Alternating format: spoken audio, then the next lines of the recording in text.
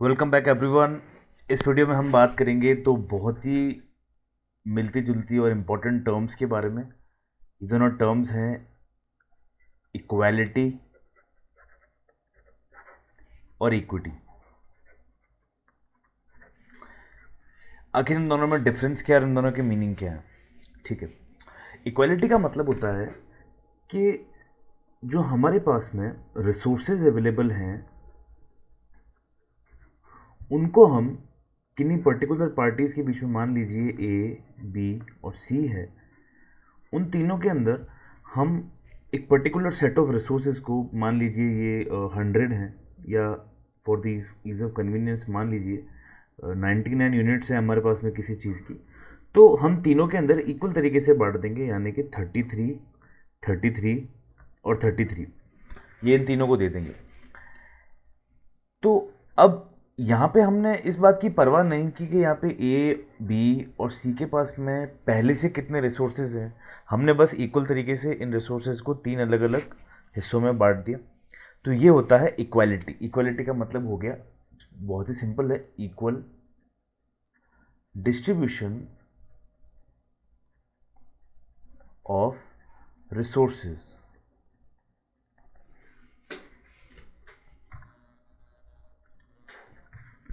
अब मान लीजिए कि यहाँ पे ऐसा होता कि ए के पास में ऑलरेडी 11 रुपये होते, मान लीजिए 99 रुपीज़ है, और ये गवर्नमेंट है जो कि डिस्ट्रीब्यूशन कर रही है रिसोर्सेज का।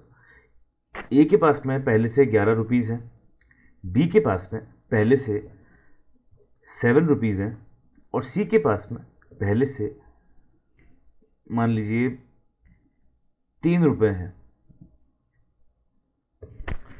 तो अब यहाँ पे क्या होगा कि जब इसको रिक्वायरमेंट कितने की है, 7 की, इसको रिक्वायरमेंट कितने की है, नहीं सॉरी, इसको रिक्वायरमेंट कितने की है, 29 की, क्योंकि इसके पास में ऑलरेडी कितने हैं, 11 है। इसको रिक्वायरमेंट कितने की है, इसको रिक्वायरमेंट है 33 की, और इसको रिक्वायरमेंट कितने की है, 37 की। तो यहाँ पे क्या होगा, एक बहुत ही सिंपल सी चीज़ है कि अगर हमें या फिर गवर्नमेंट को पहले से पता है कि इनके पास में इतने चीज़ें हैं और उनको रिक्वायरमेंट इतने की ही है, तो क्या करेगी गवर्नमेंट? गवर्नमेंट इनको उतना ही देगी जितना इनको रिक्वायरमेंट है। तो ये होता है इक्विटी, जहाँ पे हम क्या करते हैं, फेयर डिस्ट्रीब्यूशन ऑफ रिसोर्सेज। मान लीजिए इनकी जो डेली नीड है वो 40 रुपये ही है और इनको रोज़ मिलेंगे। तो यहाँ पे अगर इसको बिना कुछ सोचे समझे ही अगर 33 दे दिए जाएँ ए को, तो इसके पास में 11 पहले से हैं, 33 दे देंगे तो ये 44 में चला जाएगा, ये सरप्लस है। इसको 7 है इसके पास में, 33 देंगे तो ये उतने पे ही रहेगा, बी पे। लेकिन जो सी है उसके पास में पहले से 3 ही रुपये हैं और उसको 33 रुपये दे दिए जाएंगे, इसके पास में कितने रह जाएंगे पीछे, 36 रुपये।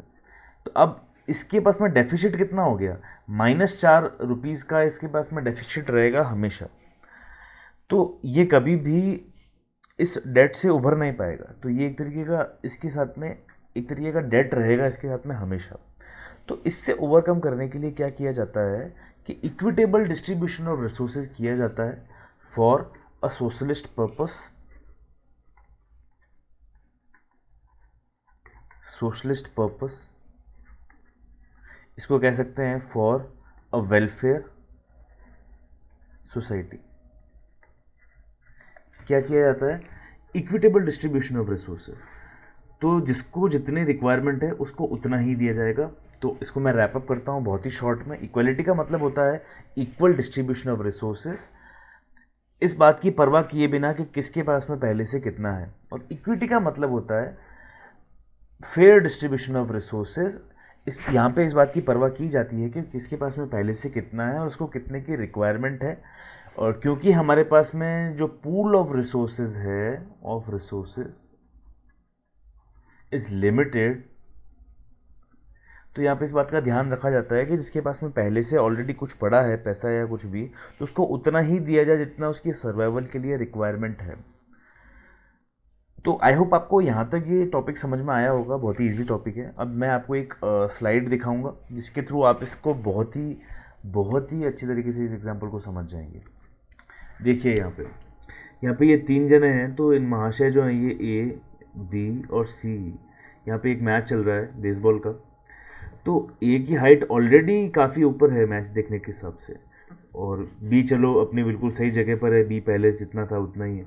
लेकिन सी जो है इसकी हाइट बहुत कम है, ये मैच कभी नहीं देख पाएगा अगर सिर्फ इतना ही होगा। तो यहाँ पे क्या होगा, तो जो ये बॉक्स है इस बॉक्स को उठा करके यहाँ से सी को दे दिया जाएगा। तो अब ए ज़मीन पे खड़ा होने के बावजूद मैच देख पाएगा, और जो बी है वो अपनी नॉर्मल पहले वाली सिचुएशन पर ही है, और सी जो है अब इसको एक एक्स्ट्रा बॉक्स मिल गया, तो ये ए और बी के बराबर आ गया और अब ये मैच देख पाएगा। तो ये दोनों क्या देख पाएंगे, मैचेस देख पाएंगे तीनों के तीनों। तो ये किसका एग्जाम्पल हो गया, ये तो इक्वालिटी का एग्जाम्पल हो गया, जहाँ पे क्या होगा, सेम डिस्ट्रीब्यूशन ऑफ रिसोर्सेज होगा। और ये हो गया इक्विटी का एग्जाम्पल, जहाँ पे क्या होगा, फेयर डिस्ट्रीब्यूशन ऑफ रिसोर्सेज होगा। तो आई होप आपको ये वाला कॉन्सेप्ट और टॉपिक समझ में आया होगा। इस टॉपिक को आप किसी भी वेलफेयर गवर्नमेंट की पॉलिसीज़ के अंदर नोटिस कर सकते हैं। ये होता ही है, टैक्सेस लगाए जाते हैं उन लोगों पे जो टैक्सेस अफोर्ड कर सकते हैं, और उस टैक्स से जो पैसा आता है उसको खर्च किया जाता है उन लोगों पे जो अपनी बेसिक मिनिमम इनकम भी अफोर्ड नहीं कर पाते हैं, और उनके लिए डिफरेंट तरीके की सब्सिडीज़ हैं, बहुत तरीके की छूट दी जाती है। तो ये यही कंसेप्ट है कि जो अफोर्ड कर सकता है उससे पैसा लेकर के उसको दिया जाता है, जो अफोर्ड नहीं कर सकता है। तो I hope at the end आपको ये टॉपिक समझ में आया होगा, और ये टॉपिक आप हर जगह देख सकते हैं, बहुत ही इंपॉर्टेंट है इकोनॉमिक्स के पर्सपेक्टिव से भी, सोशियोलॉजी के पर्सपेक्टिव से भी। हम नेक्स्ट वीडियो के अंदर और बहुत ही अच्छे अच्छे टॉपिक्स पढ़ेंगे। तो see you till then, thank you.